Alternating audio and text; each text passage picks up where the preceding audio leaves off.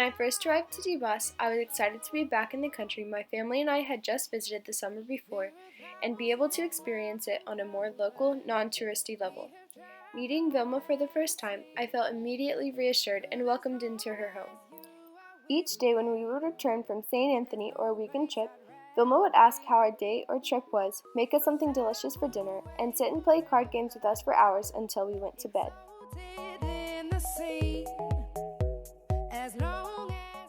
Our first days at St. Anthony was a culture shock to me because of the clear differences in the students' ability to communicate with ease in both English and Spanish, as well as their ability to get along with any of their peers, no matter what grade they were in.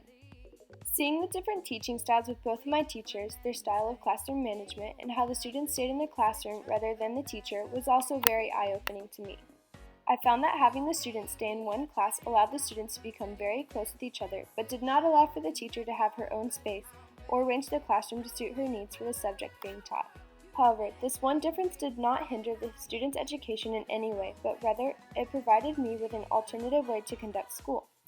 After being at St. Anthony's this month, I will definitely take back some of the observations I made about a Costa Rican classroom, such as having a more relaxed environment in my own classroom, having a better balance between strict and free-rein style of classroom management, and having patience when students do not understand what was said.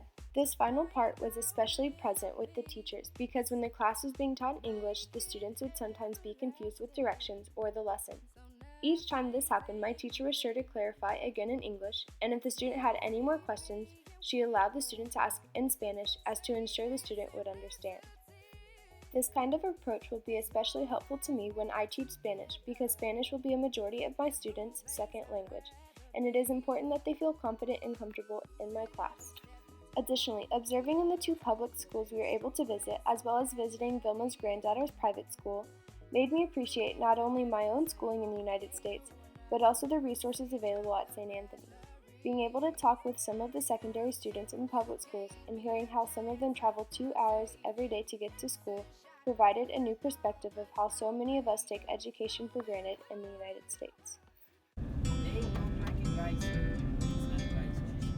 Aside from my time in the classroom, I was able to experience the Costa Rican culture through our group outings and weekend trips, and time with the UNA students. Meeting and getting to know the UNA students was one of my favorite parts of this trip.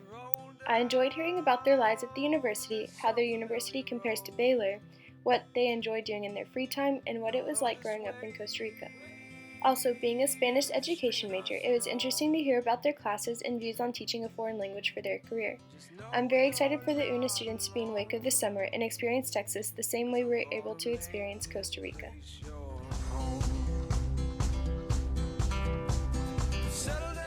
When it came to our group outings, I was able to experience what it was like to be a non-local and clearly be a tourist. One example is when we visited Café Miel in Barrio Escalante.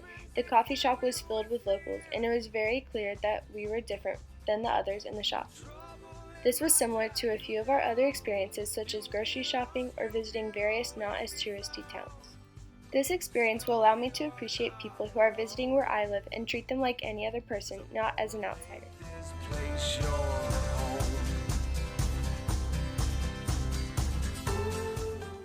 Outside of these few experiences, it was more common to be treated with respect and be immediately welcomed into whatever new environment we were placed in.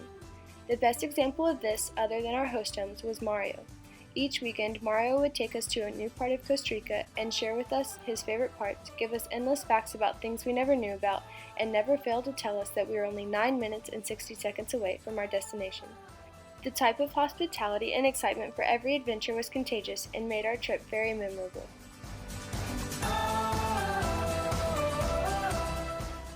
Overall, being in Costa Rica for a month has exposed me to a new culture, way of life, and has allowed me to improve my own Spanish.